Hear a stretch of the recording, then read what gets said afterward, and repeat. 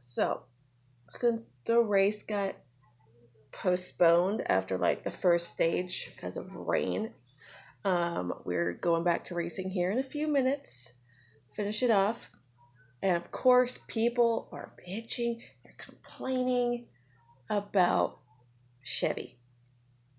All because Chevy, who has like a strength in numbers with their manufacturer, they have like what 18 cars in the field, and so they're people are like bitching, complaining, getting super angry because they had a Chevy like mandated meeting during the red flag, a weather delay yesterday. Get their shit together, like work together, and stop letting like the Fords get and the Toyotas, whatever, to take over. Because there's quite a few Chevys, like a few Chevys in the playoffs that either need to win or just need to get stage points and just get a good finish, like Chase and Byron and Bowman. Larson, we're not concerned about because he already won and is in the next round. So, but people say Chevy's threatening them, and I'm gonna blah blah blah. I'm like, no one's threatening anybody. No one's threatening anybody. Um, Realize Chevy, the manufacturer, has not seen one of their race cars in the Final Four in the last 2 years. Like 2017 and 2018, you did not see a single Chevy driver. The last time you saw a Chevy driver in the championship four and actually win the championship was 2016 with Jimmy Johnson. Just saying. Uh, so the fact that people are like getting all bitchy because they're like, oh, it's turning into F1. It's like this has nothing to do with F1.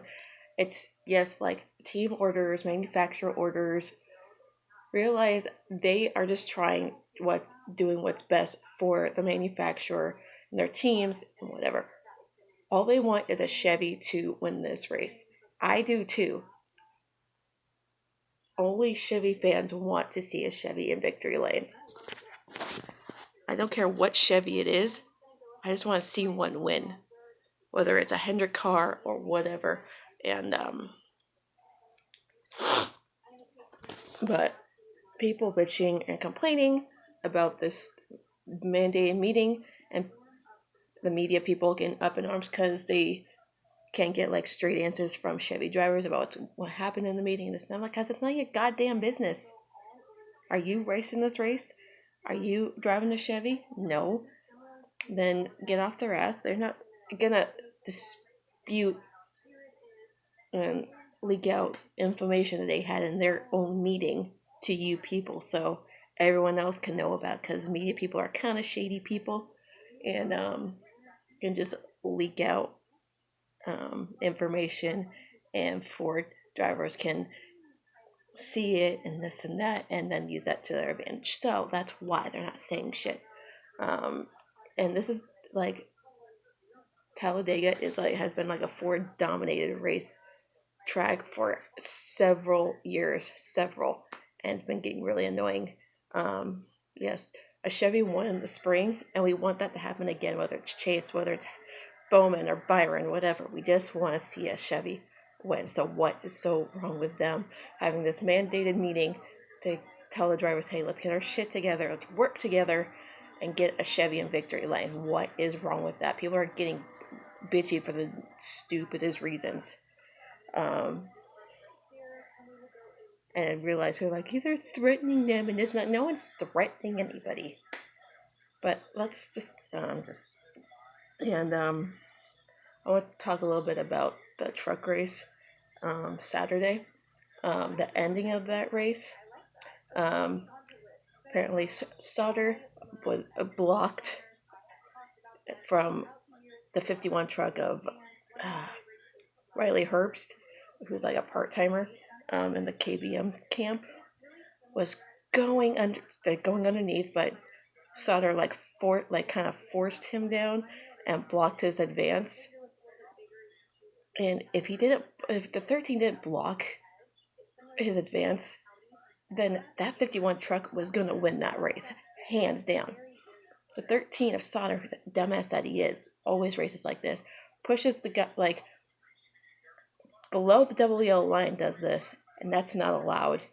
And he got black flagged, and the guy who finished second, who was Spencer Boyd, in underfunded like equipment, got his first ever career win in the truck series. Like, holy crap. But it was crazy.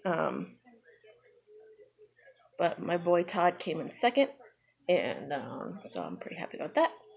And the Talladega race is about to resume, so I'll get more into the truck race at another time, but I want to watch the rest of this race so I can get my day going. So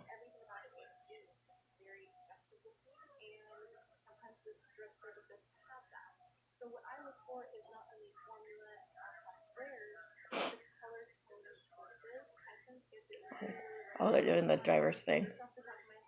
Ever start doing that again? That's pretty funny. But yeah, let's see how this ends. Hopefully, there's no huge wrecks. Hopefully, my drivers stay out of it, and Chevys will work together. And yesterday, not Chase, William Byron won stage 1, which was freaking awesome. He held off like all these hard charging Fords, which was awesome. So he got stage 1, so that helps with him in points a little bit. Bowman's doing well in the points. Just need to get Chase up there, win this race, or get a stage win, whatever. But he needs to run well because Bush like ruined our momentum yesterday because he almost tried to wreck everybody, and so we need a rest of the day, clean, solid day, get stage 1 to stage 2, and hopefully get up front to win this race. So I would love to do back to back. Oh, and yesterday, like first round of pit stop, Blaney like spun on the pit road. It was honestly kind of funny, but kind of weird. But he's okay now. We're all good. We're about to start this race, so hopefully we get a Chevy in victory lane. So here's to hoping.